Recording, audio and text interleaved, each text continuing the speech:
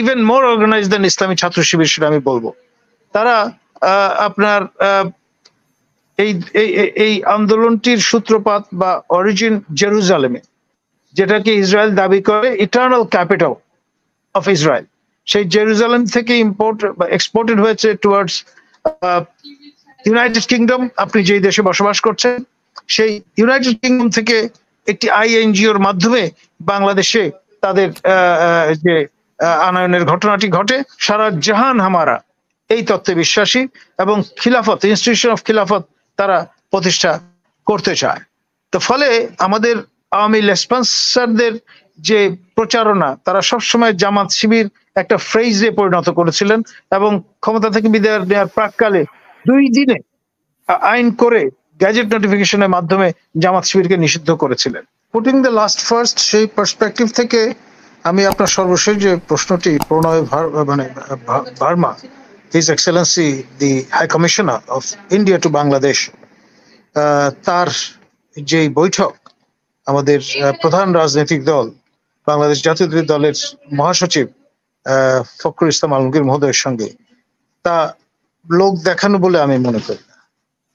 ভারত ধাক্কা খেয়েছে, হোঁচট খেয়েছে এবং সবগুলো ডিম হাসিনার বাক্সে, আওয়ামী লীগের বাক্সে রেখে যখন দেখেছে সবগুলোই আপনার তার মধ্যে একটাও হ্যাচ করেনি, তখন বাধ্য হয়ে তাদের রিথিঙ্ক করতে হচ্ছে এবং রিডিফাইন করতে হচ্ছে তাদের ফরেন পলিসি টুয়ার্ডস বাংলাদেশ।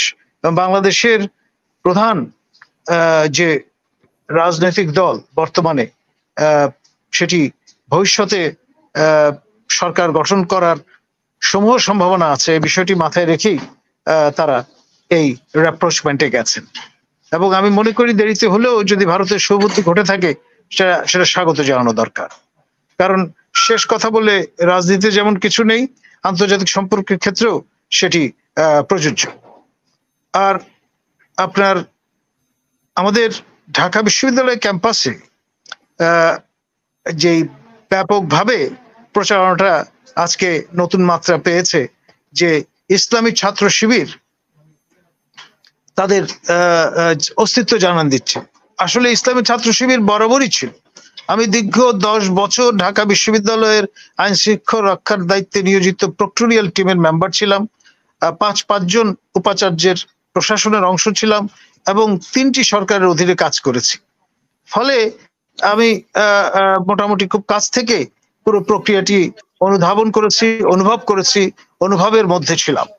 এখানে আপনার আমার 2 সহকর্মী আমাদের বিজনেস স্টাডিজ পরবর্তীতে লিডারশিপ ডিপার্টমেন্টে যোগ দিয়েছিলেন, আমার চেয়ে 1 ব্যাচ সিনিয়র প্রফেসর গোলাম মাওলা। তিনি ব্রিটেনে যখন পড়াশোনা করছিলেন, সেই সময় ইন্ডাক্টেড হন হিজবুত তাহরিরের মাধ্যমে এবং সেটি দেশে ফিরে তিনি এই চর্চা শুরু করেন।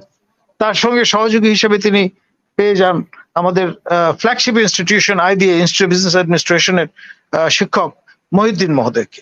এবং তারা 2 জন মিলে আমাদের ক্যাম্পাসে আনুষ্ঠানিকভাবে হিজবুত তাহরিরের যে প্রসার এবং প্রচার সেটি চালু করেন।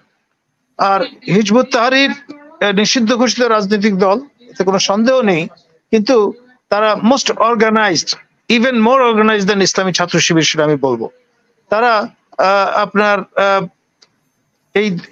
এই আন্দোলনটির সূত্রপাত বা অরিজিন জেরুজালেমে, যেটাকে ইসরায়েল দাবি করে ইটার্নাল ক্যাপিটাল অফ ইসরায়েল, সেই জেরুজালেম থেকে এক্সপোর্টেড হয়েছে টুয়ার্ডস ইউনাইটেড কিংডম। আপনি যেই দেশে বসবাস করছেন, সেই ইউনাইটেড কিংডম থেকে একটি আইএনজিওর মাধ্যমে বাংলাদেশে তাদের যে আনয়নের ঘটনাটি ঘটে এবং ক্রমে আমাদের প্রাইভেট ইউনিভার্সিটিগুলোতে তারা তাদের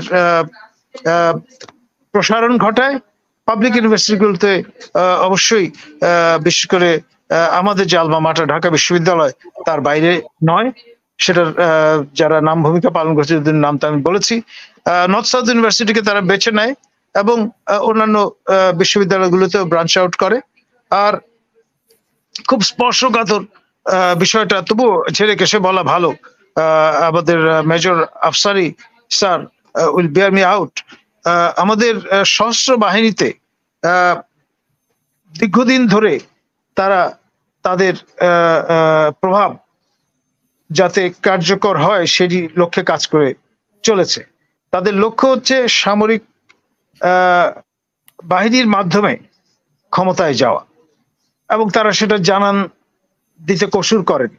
তাদের যে লিফলেট গুলো আছে, হ্যান্ডবিল গুলো আছে, দেয়াল গাত্রে যে পোস্টার গুলো তারা সেটে দিচ্ছে, সেখানেও কিন্তু এই জানান তারা দিচ্ছে। আর তারা রাষ্ট্রে বিশ্বাসী নয়, তারা ইকবালের যেই চেতনা সারা জাহান হামারা এই তত্ত্বে বিশ্বাসী, এবং খিলাফত, ইনস্টিটিউশন অফ খিলাফত তারা প্রতিষ্ঠা করতে চায়। তো ফলে আমাদের আওয়ামী লেসপন্সারদের যে প্রচারণা, তারা সবসময় জামাত শিবির একটা ফ্রেজে পরিণত করেছিলেন, এবং ক্ষমতা থেকে বিদায় নেওয়ার প্রাককালে 2 দিনে আইন করে গ্যাজেট নোটিফিকেশনের মাধ্যমে জামাত শিবিরকে নিষিদ্ধ করেছিলেন। আসলে তাদের অজ্ঞাতে অথবা মুখ্যতার কারণে আমি বলবো এই মুভমেন্টটি এখন সর্বব্যাপী হয়ে দাঁড়িয়েছে। সুতরাং আপনি কোনো অবস্থায় ইগনোর করতে পারবেন না এই এন্টিটিটাকে, এবং সিরিয়াসলি কগনিজেন্সি যদি না নেন তাহলে ভবিষ্যতে আরো বড় সংকটের জায়গা তৈরি হতে পারে। ধন্যবাদ।